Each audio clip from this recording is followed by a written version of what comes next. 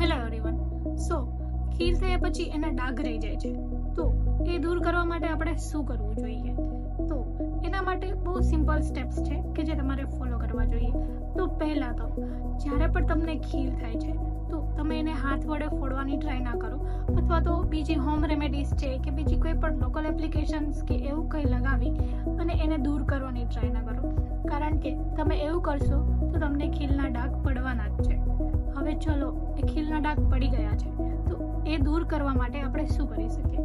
તો પહેલું છે કે તમે તમારા ઘરે જ વેજીટેબલ્સ હોય છે, જેવું કે કુકુંબર છે, પોટેટોસ છે, તો એની નાની એવી સ્લાઇસ કટ કરીને જે પણ એરિયામાં તમને એકનેના માર્ક છે ઓર તમને પિગમેન્ટેશન પણ છે તો તમે ત્યાં એને રબ કરી શકો છો ડેઇલી બેઝિસ પર ઓર અલ્ટરનેટ ડે પર.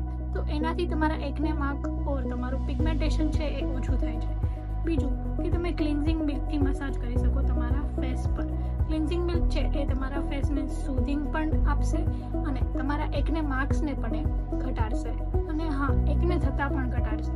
તો આવા 2 થી 3 સ્ટેપ્સ છે તમે તમારા રૂટીનમાં ફોલો કરી શકો કે જેથી તમારા એકને માર્ક્સ છે એ દૂર થાય, અથવા તો એકને માર્ક્સ થાય જ નહીં.